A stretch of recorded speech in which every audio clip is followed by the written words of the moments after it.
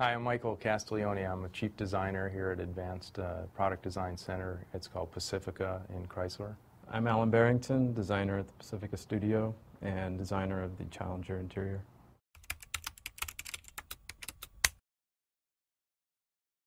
And I've worked on a lot of concept cars. I've had some tremendous opportunity with Chrysler, and way more than a lot of my peers in the industry.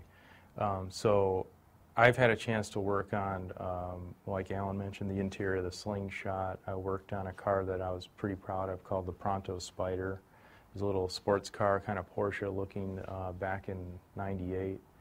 I worked on the Max Cab exterior. It was a truck, and the Jeep Compass concept car, and a few other little ones. I knew when this one came across that it was something special. It was, I mean, something really special to me because it is my favorite era of automotive design, or the muscle cars, and it's probably the area that I'm most passionate about. And knowing that, and knowing how designers think, I thought maybe I'm not the right person for this. It's like I'm too close to it. You know, I'm going to be too rigid as it develops or whatever. And it turned out that, you know, like I had mentioned earlier, my design didn't get chosen in the beginning. We always compete. And I sort of lost the project for a while, and they ended up coming back and saying, hey, let's do something a little more retro. Let's give Casti the project because his was the most retro. Let's make it an official Challenger instead of sort of a Mopar car. And it was, from then on, it was just a whirlwind of fun. Yeah, it was a pretty big day when I found out that I'd be working on it. So this is definitely the biggest car I've been able to work on, and very happy to be a part of. As designers, you know, there's definitely an element of artistry in what we do. And being artists, there is a certain part of you that's put out there.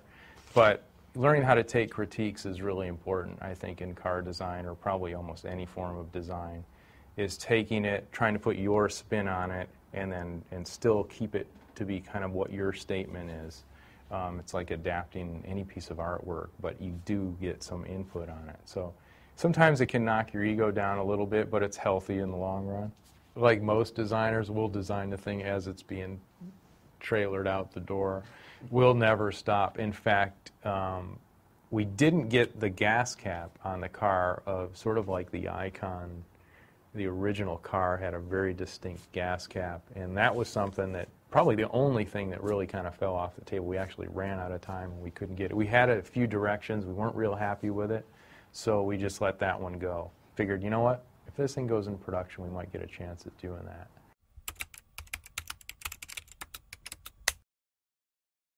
Well, it was a photo shoot or something, and I saw the car, and I saw the stance, which I thought is the most important thing in a well-done muscle car. And I saw that, and I thought, man, that's pretty hot, you know. And the line work, you know, it's different when you're seeing something in clay and you're in a confined studio, and you can't take it out and gloss paint because it's all top secret stuff. So you can't even see your product on the road until it's done, painted, finished, out there.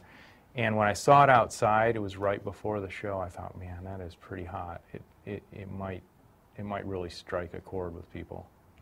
Honestly, you don't know until the show, you know, what the reaction is. Even at the show, you're not sure, you know, until you read the blogs, you read the articles, and you get a real, you know, honest reaction. So I thought we did the right thing by the car. I was really happy with the final result. And like Alan mentioned, is you don't really know until almost months after, where you're really starting to get in people's heads and read interviews and read the blogs and see what people are saying about, you know, the product you just created. You don't really know right at, say, the auto show. I did get some good feedback from some buddies of mine, some designers, and that, you know, if you get positive feedback from your peers, it's usually a really positive thing. The Detroit show it was like a dream. I mean, if you had asked me or told me, you know, 3 years ago I'd be working on, you know, the Challenger concept, I would have thought you're crazy, because this car has so much, you know, passion behind it, and such a following, and just to be part of it is such a cool thing for me. You know, when they bring it out on the stage and they do the big unveiling, it's just, you know, it's awesome. You can feel the, you know, the magic behind it. We did a lot of interviews at that time. You know, we've done products that we're pretty proud of, but sometimes they don't really strike with people, you know, and but this one did. I mean, I think I did more interviews with that launch than I ever had before. One thing that happened to me, which is probably pretty much the only thing, is a buddy of mine contacted me from high school that I hadn't heard of since high school, and actually a couple of them, because they had seen the interview on Edmunds. And I thought that was cool, because the guys I grew up in the neighborhood with, and we were all muscle car fans, and you know, come to find out he's searching the thing and he's interested in the car, he really likes it, and he finds out that I worked on it, and that was cool. And as far as being treated differently in the office, no, we're still punks in here. Yeah, it's a pretty tight group. You know, I mean, there's only, what, 24 people in the building here. You know, designers, engineers, operations, clay modeling.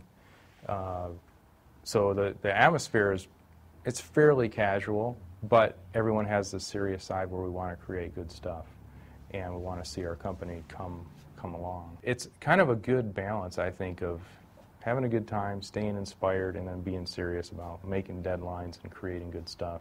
We all have our own kind of personal projects that we like to share with each other. You know, we're working on different cars. We just recently did this thing called Extreme Gravity Racing, where we competed with other studios, and it's basically a downhill race, but we're doing 60, 70 miles per hour. You know, it keeps it light, keeps it fun, and then, you know, we go out on the weekends and compete with the other studios and act like a bunch of 12-year-old kids pushing our cars down the hill. So, you know, that's just one example. But and Alan pilots the thing too, and we did a trip to the go-kart race it was like a morale day or something, and hang out, and Alan took first place, so we nominated him as our driver, and he's just kicked butt in that series. We've competed 2 years and we've won. The first year was for the OT, right? yeah, Or the best time best overall, time. and then top speed. Next year was the overall top speed. next year.